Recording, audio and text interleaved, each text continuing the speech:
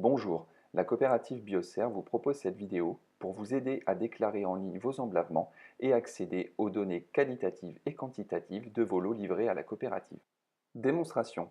Connectez-vous sur le site internet bioserre.fr, rejoignez la rubrique Espace adhérent, cliquez dessus, puis cliquez sur Déclarer vos cultures. Pour ouvrir votre espace, vous avez besoin, dans Numéro de compte, de renseigner votre numéro d'adhérent, puis rentrez le mot de passe. Cliquez sur Login pour vous connecter. Cliquez ensuite sur Consulter, modifier vos cultures de l'année en cours.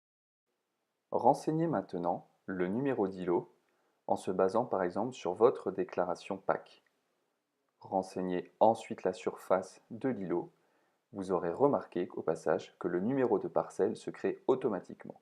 Indiquez maintenant le nom de la parcelle ainsi que la surface correspondante. N'hésitez pas à faire l'appoint pour que la somme des surfaces des parcelles corresponde à la surface déclarée pour l'îlot. Cliquez maintenant sous la case ID produit pour accéder à une liste déroulante vous permettant de déclarer la culture en place sur cette parcelle. Remarque, tous les produits que Bioserre ne collecte pas commencent par le mot autre.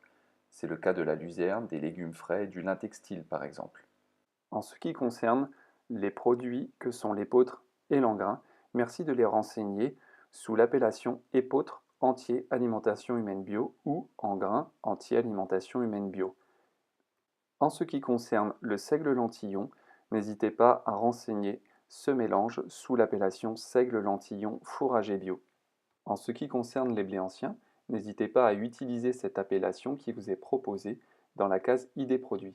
Renseignez ensuite, dans la case d'après, le nom de la variété qui peut vous être proposée parmi la liste déroulante. N'hésitez pas à inscrire dans la case d'après les autres variétés pouvant par exemple constituer un mélange de blé. Renseignez ensuite la saisonnalité, rappelez la surface cultivée, renseignez ensuite l'estimation de rendement en tonnes hectares la plus proche possible de la quantité que vous expédierez à la coopérative. Répétez l'opération autant de fois que vous aurez de parcelles. Abordons maintenant l'importance de la case autoconsommation 2017 que vous devrez estimer en tonnes. Effectivement, l'adhésion Bioserre reposant entre autres sur l'apport total, il vous est demandé de déclarer la part autoconsommée qui resterait sur l'exploitation. Petit rappel, l'autoconsommation est tout à fait autorisée et concerne la part des cultures destinées à alimenter le cheptel de l'exploitation. Elle concerne également la part des cultures destinées à la production de semences fermières ou encore la part des cultures destinées à être vendues sur la ferme par l'exploitation. Renseignez alors le volume qui restera sur la ferme pour les besoins précités en inscrivant le nombre de tonnes dans cette case autoconsommation. Vous observerez que la quantité estimée pour Bioserre avant récolte en tonnes se verra soustraite du volume autoconsommé. Cliquez ensuite sur Enregistrer pour ne pas perdre vos données. N'hésitez pas à affiner vos estimations en cours de campagne et surtout après récolte dans la case Quantité estimée pour Bioserre après récolte. La date butoir pour renseigner cette donnée est fixée au 30 septembre de l'année N pour tous les produits récoltés avant cette période. Ce travail estimatif ne saurait être complet sans renseigner les informations relatives à votre stockage. Pour cela, cliquez sur la case Info stockage en haut de votre page. Cette fonction ouvre un tableau qui vous permet de nommer votre stockage comme bon vous semble et tel qu'il est présenté sur votre exploitation. Exemple cellule 1, cellule 2, grande benne, stabulation, etc. Renseignez ensuite la capacité de votre stockage en tonnes. Renseignez ensuite la durée de stockage maximale en mois, durée pendant laquelle vous êtes en mesure de conserver l'intégralité de votre marchandise sans l'altérer. Renseignez ensuite la rubrique type de ventilation, sans oublier le contrôle des températures. Cliquez sur Enregistrer le plus souvent possible pour ne pas perdre vos données. N'hésitez pas, en bas de page, à détailler la partie triage. Une fois renseigné, l'ensemble de ces paramètres stockage et triage sont mémorisés puis transférés d'une année sur l'autre. En cas de modification des installations, comme par exemple l'ajout ou la suppression de cellules ou l'achat d'un trieur, n'hésitez pas à mettre à jour cette rubrique Info stockage.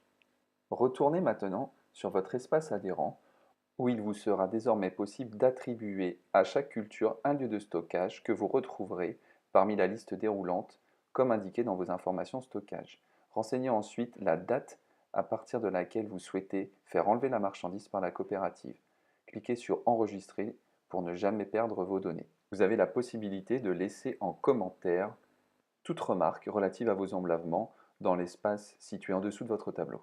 Toutes les lignes renseignées, avec numéro d'îlot, surface, parcelle, sont bien évidemment mémorisées et transférées d'une année sur l'autre.